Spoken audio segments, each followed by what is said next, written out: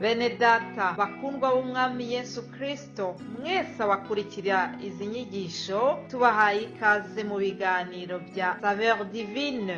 Ibi biganiro mu bitegurirwa n'abavugabutumwa bwiza batandukanye, akaba ari umuhamagaro ugendera ku ijambo ry'Imana byanditse mu gitabo cy'ubutumwa bwiza uko bwanditswe na Matayo ibice 24 umurongo wa 14. Kandi ubutumwa bwiza bw'ubwami buzigishwa mu isi yose ngo bube ubuhamya bwo guhamiriza amahanga yose, nibwo imperuka izahera ko ize. Ibi biganiro mubikurikira ku channel ya YouTube yitwa Saveur Divine. Tubifurije kugubwa neza. Imana Data ari nayo So ibaha umugisha. Yesu ashimwe bakundwa mwese abakurikira ibi biganiro bya Saveur Divine, ndabaramukije ni mu izina rya Yesu Kristo, umwami n'umukiza wacu. Ni mw'iryo zina nje kubasuhuza, nejejwe n'Imana cyane mu mutima wanjye. Muri iki gitondo ndashimira Yesu kuko yandinze muri iki cyumweru cyose tumaze tudatambutsa ibi biganiro bya Saveur Divine. Imana yabanye natwe, umwuka wera yaratunejeje, umwuka wera yaduhaye akaruhuko, umwuka wera yaratuganirije. Rero turashimiye Imana yuko twongeye gutangira iki cyumweru gishyashya cyo kubagezaho ubutumwa bwiza bwa Yesu Kristo. Nta yindi ntego, oya, intego niyo kwamamaza Kristo, intego niyo kuzana benshi kuri we, intego niyo kugira ngo twagure ubwami bw'ijuru. Haleluya! Mbese uwo unyumva waba ufite iyo ntego? Rero niba ariko bimeze, Imana ishimwe. Ndashimira Imana cyane ko ikomeje kubana natwe. Ndashimira Imana kubwa mwebwe mwese abashyigikira uyu muhamagaro. Imana ibaha umugisha. Munyomerere rero muri uku kubasuhuza dusangire amagambo tubona mu butumwa bwiza bwanditswe na Yohana, n'amagambo Yesu yabwiye abigishwa be mu minsi yabanjirije yuko bamufata bakamubamba. Hari amagambo yababwiye, navuga yuko ari nko kubasezeraho. Yari amagambo, bene ya magambo umubyeyi abwira abana be ari nko kubaraga. Amagambo umuntu avuga agiye kuraga abana be, yumva yuko agiye kubavanwamo.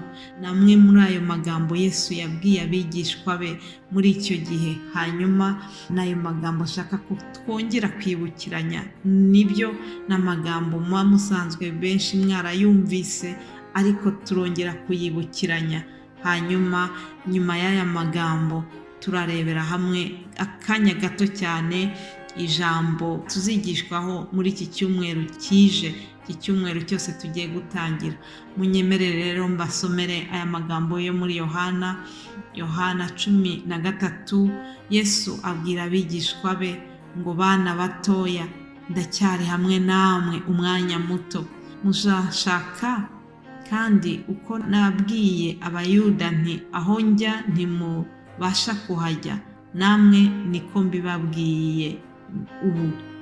Ndabaha itegeko rishya, ngo mukundane nk'uko nabakunze, mube ariko namwe mukundana. Haleluya!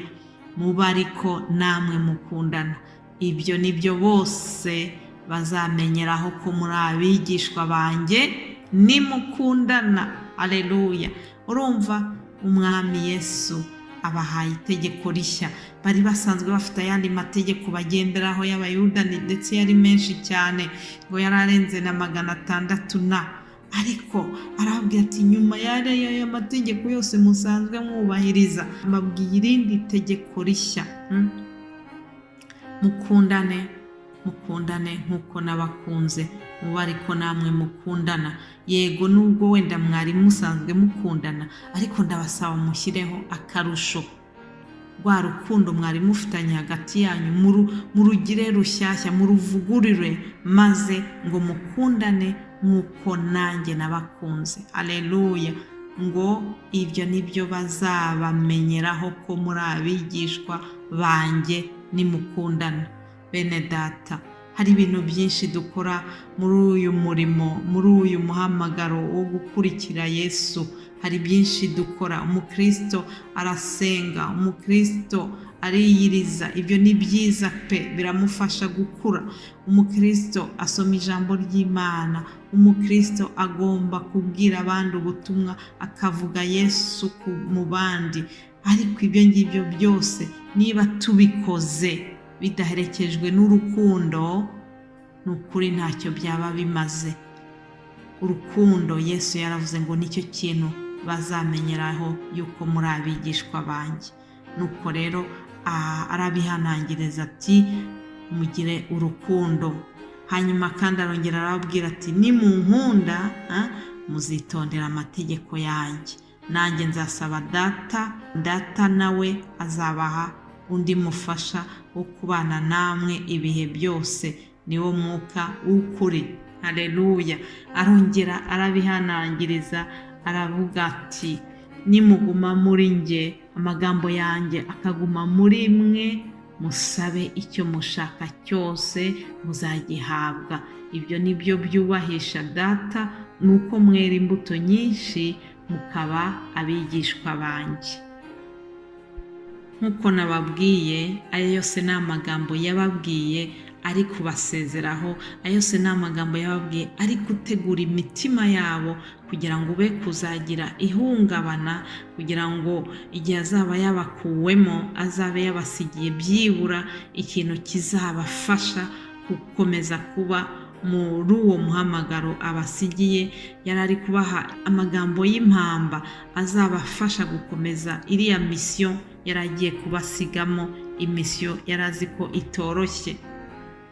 Hanyuma kandi bitewe n'uko yari azi yuko aho abasize atari ahantu horoshye, bitewe n'uko yari azi ko abasize mu rugamba rukomeye, arababwira ati muhumure, mbasigiye amahoro yanjye ndayabahaye. Icyakora simbaha nk'uko ab'isi batanga.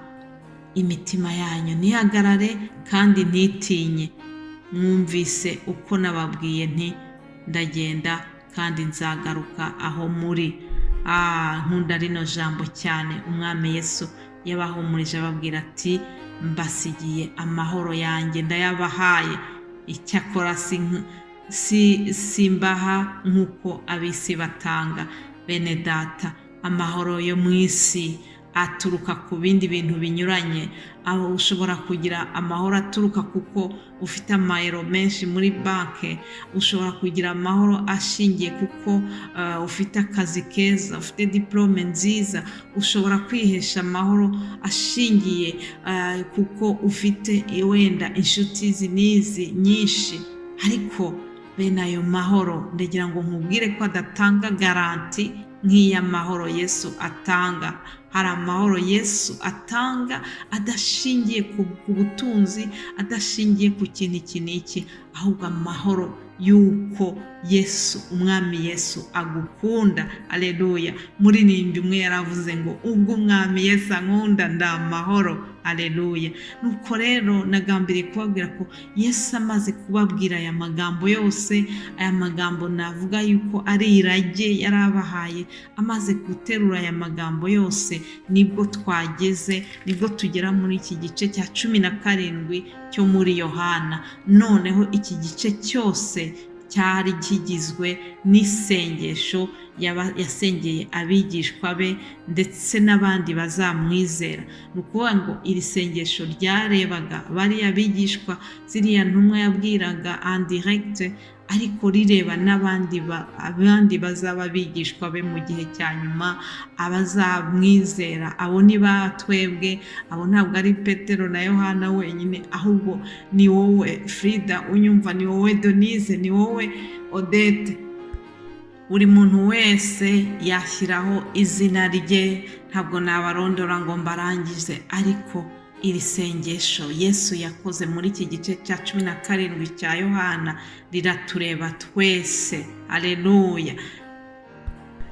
nakunze cyane ukuntu Yesu yabasabiye kuri Data abifuriza kugira ubumwe hagati yabo, ubumwe. Ku murongo wa 22 arasenga avuga ngo nanjye mbahaye ubwiza wampaye ngo babe umwe nk'uko natwe turi umwe. Haleluya. Njyewe mbe muri bo, nawe abwira Data wa twese ngo nawe ube muri bo, nawe ube muri njye, ngo babe umwe rwose, ngo ab'isi bamenye ko ari wowe wantumye ukabakunda nk'uko wankunze. Haleluya. Nshuti yanjye umaze kumva ubu butumwa, ndagira ngo ndangize iyi audio nkwifuriza kugira ngo nukuri tugire ubumwe bw'abana b'Imana nk'uko Yesu yadusengeye akatwifuriza kugira ubumwe bw'abana b'Imana, akatwifuriza kugira urukundo rw'abana b'Imana hagati yacu, ngo nicyo kizereka ab'isi yuko turi abakristo, yuko twakiriye Yesu. Ibyo byose ndabikwifurije mu izina rya Yesu. Uhabwe umugisha, ugire umunsi mwiza. Ndakwifuriza kugira ngo Yesu akomeza kuganirize, umwuka wera akomeze aguhishurire ibirengeje ibyo maze kuvuga muri aka gahe gatoya. Uhabwe umugisha mu izina rya Yesu Kristo. Amen.